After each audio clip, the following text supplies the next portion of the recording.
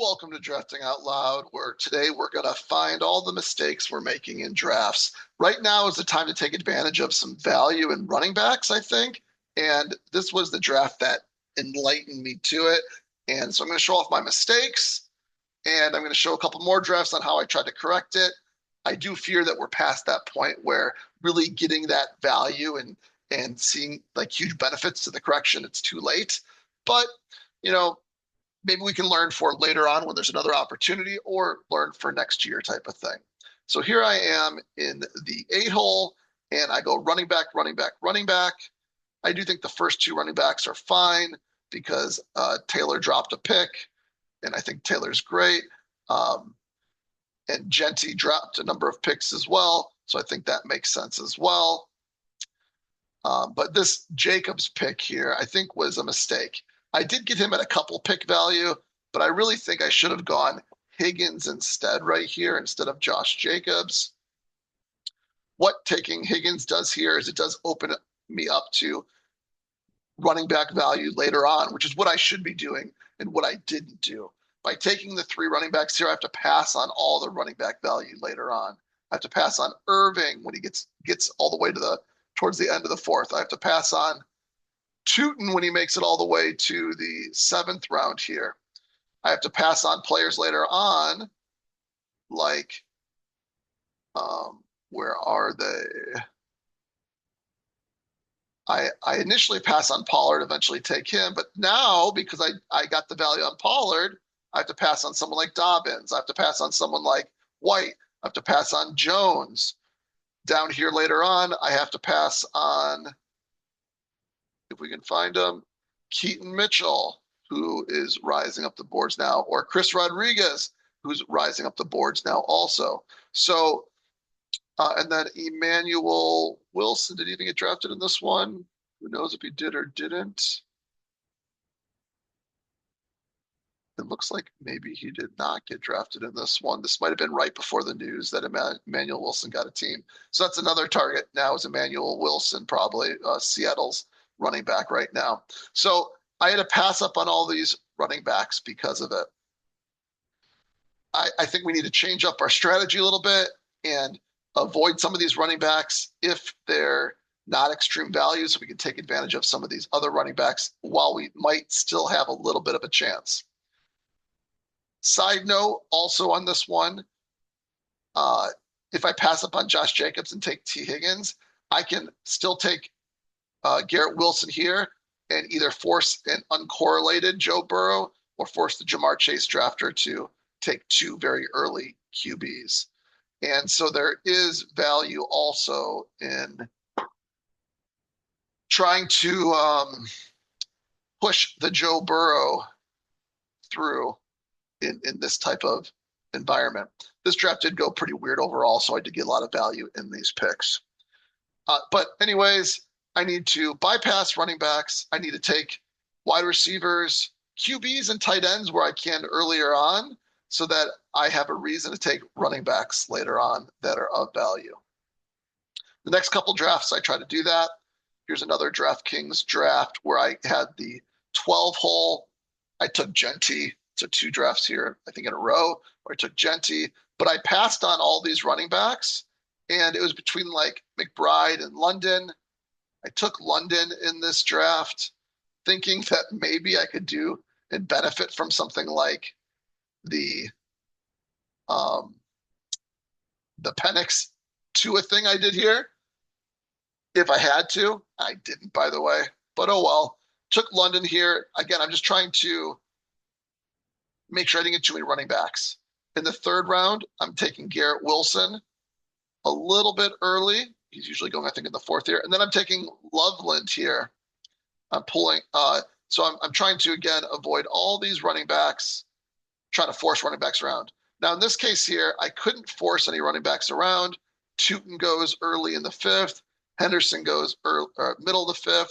Montgomery almost made it to me, which would have been exciting. So I take Swift here just for the correlation along with Caleb Williams as well. So I still got a little something, but I didn't take advantage of it the way I wanted to. Exactly. Now with this pick here, again, I'm going to avoid running backs because I don't want to I want to get the running backs later that are clear values on the board. So I take another tight end here. It's between tight end or quarterback or wide receiver, any of those. I thought that I could get this tight end and still see some interesting players later on, which I did, I guess, and Ricky Pearsall right here. Now, when we're here in the hundreds again, there's not really, I want to get the value on those running backs, and there really isn't that like extreme value that you want. You see Pollard goes again here at 111. So Pollard in the prior draft was probably maybe a mistake if he's going to keep on falling all the way into the 110s, if you're talking about closing line ADP. And so I did take Malik Willis on this one just because I only have one QB. I need to figure out what else to do with the rest of the picks. I have late round stacking partners here, but I don't have a whole lot more now that Love got taken and already, where is he? And Purdy already got taken. And Willis is rising up the boards, so it does make sense to get Willis. And then again, I'm going to avoid running back. I'm going to avoid tight end now because I have two top tight ends, so I'm probably stopping at two tight ends, which means really I can go receiver, I guess a third QB if I wanted. So it's really between receiver and QB.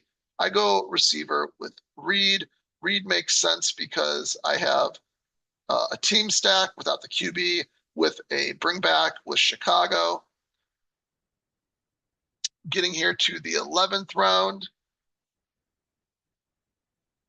Let's see, in the 11th round. I'm really hoping this is where you want someone like a J.K. Dobbins to fall to you. He doesn't, so that's unfortunate. I do take Downs and White here. I'd like to get more value on White, but I don't think it's bad to get White here considering a lot of the other players that you might want to take instead are gone. In the 13th, now I kind of gotta go and grab running backs because I only have 3 in Swift, Genty, and White. So I'm going to go grab running backs here. I'm going to go swing for the upside. Keaton Mitchell even already got taken at 156. Going to swing for the upside with Brooks and then Jones, who I think is I hope he's a clear value here. And then you're kind of even hoping that maybe some running backs make it back to you. Unfortunately, Rodriguez didn't make it back to me, who is probably the next pick if he was available. He wasn't, so now I'm going to take my third QB who stacks, and then just a random wide receiver because I didn't know who to take. I'm not a huge fan of this pick here, but it is what it is. I would have preferred to get like a Chris Rodriguez with this pick. And then even on the way back around, you're kind of hoping for a Brian Robinson, a Singleton, a Tank Bigsby. None of them come to me. So I take Surratt, and then I take Wilson, who I think is definitely a target here at 200 or so. If you can get him maybe a little later, a little earlier, he maybe is going to be the starter for Seattle, at least for the beginning of the year. And he showed something in Green Bay. So this is my first attempt at attacking the running backs differently. I think it turns out okay. You definitely have a balanced team here. And I didn't go too hard on any position. I didn't get the value I wanted to, though, right? Like this is the danger. So I decided to try again. Again, I go Chase, which is a standard pick here in the third one. I pass on the running backs again, and I go Pickens in the second round. I pass on the running backs again, like Jacobs and ETN even, and I get Olave. What's unfortunate is things just are not working out right. Like last draft, ETN in the third would have been the pick you want to make, or Montgomery at 60 maybe is even the pick you want to make, but it's not working out that way. Scatterboo at 62 is maybe the pick you want to make. So I'm just in the wrong drafts, but you just got to keep on making smart decisions and see if they can come to you. So what happened to me though, I did then in the fourth round, it's between, we're skipping on running back here because there's some wide receiver value and tight end value. So I take Loveland, and then we're hoping that either McLaurin, Evans, Odunze, or Tootin fall to us in the fourth. And we got Tootin, which is fine right here. Now, actually, I say we were hoping Tootin falls to us, but this was another eye-opening moment, and this is a little nugget for you. I think that right now, if you're trying to do the strategy, I think underdog's the place to do it at, actually. Reason being is that Henderson is going later on DraftKings. So by grabbing Tootin here, I'm passing on Henderson. And that just feels kind of bad considering Henderson had better draft capital. He, I think he has better receiving chops overall and just a better prospect overall. And he might take the next step forward and take a much larger portion of that backfield, possibly. So I'm not saying that that Henderson should be like blowing Tootin out of the water, but I think when they're both there as options, you lose some of the value of getting Tootin here. So it was eye-opening with this one, like, oh, I think I'm on the wrong platform to even try this as well a little bit. I get Tootin here in the 5th. Swift falls to me, so I'm getting that running back value here in the 6th with Swift all the way down here. And then again, we don't want to just grab random running backs. We want to build out the rest of our roster with wide receivers, tight ends, and QBs. I can get Prescott here, who's going way too early to stack with Pickens. I'm even passing up on Hurts here. I thought about it. Either one works, I guess. I got Prescott. And then got, again, still trying to skip on running backs.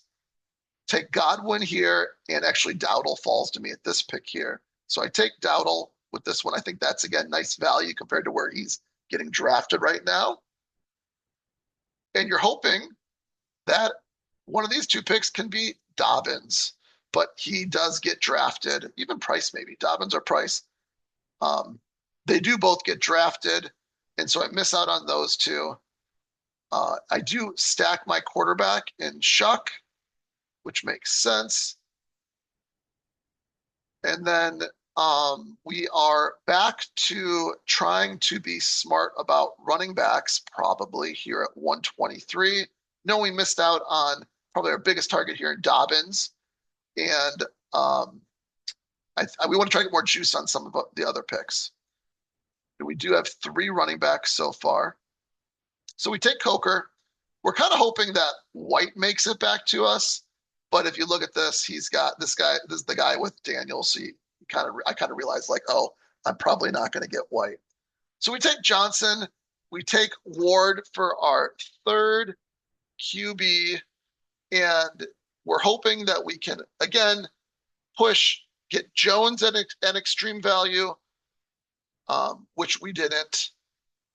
We did take Spears, who did correlate with Ward, so that made sense right there. At a pretty good value too, by the way.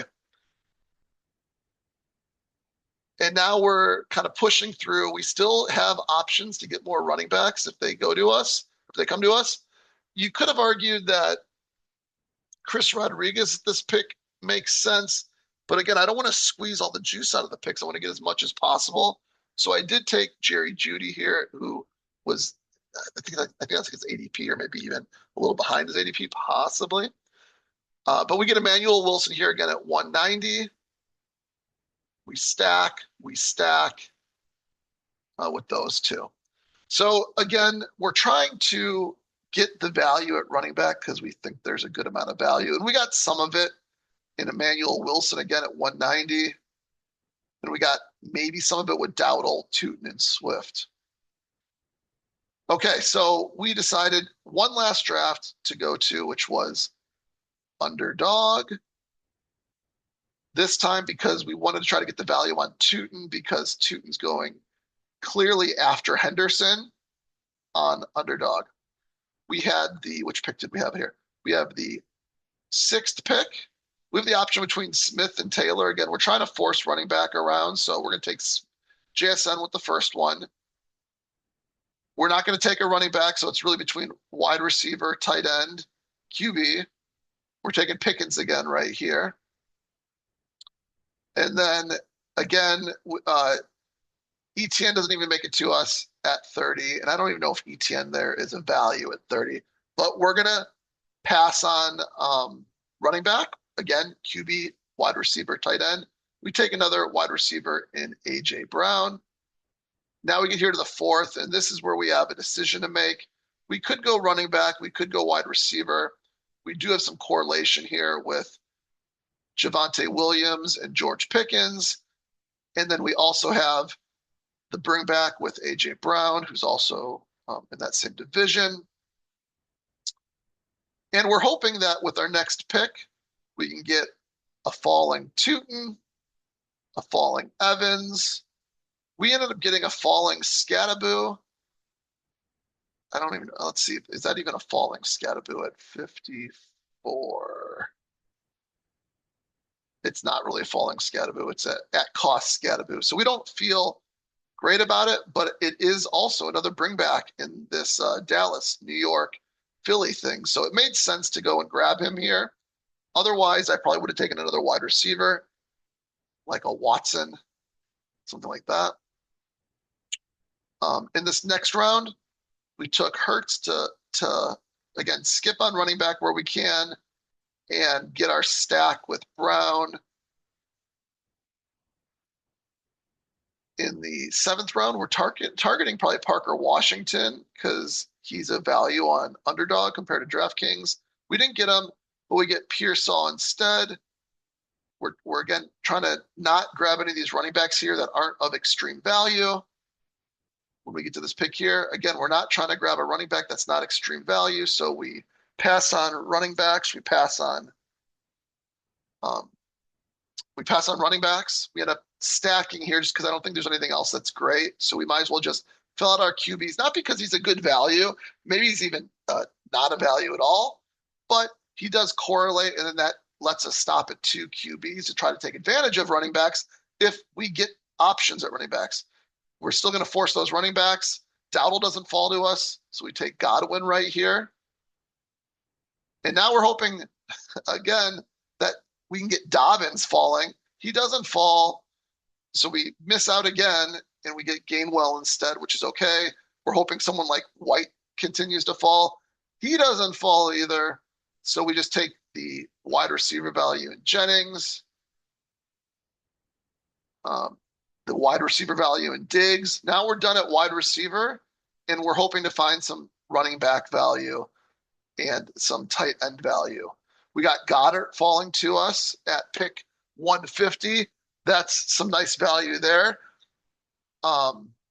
We wanted Aaron Jones to stay on the board, but he went at 145. Did he go? Does he have Kyler Murray? No, he does not.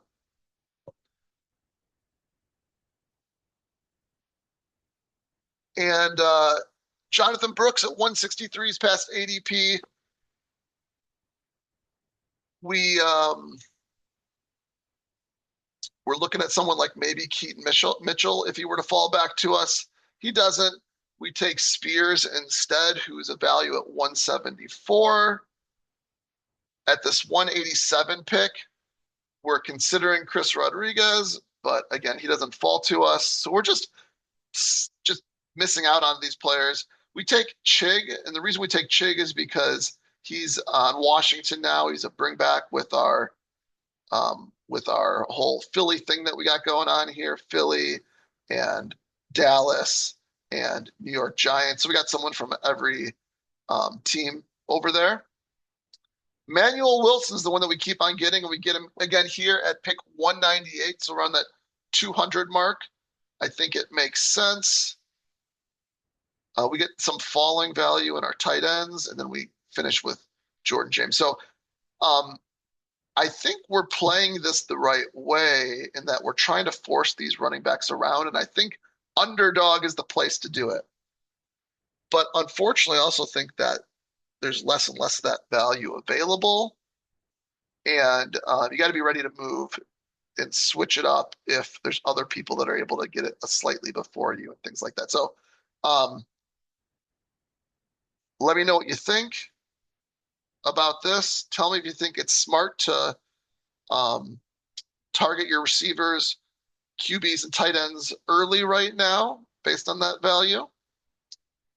And let me know how I did. See you on the next one. Peace.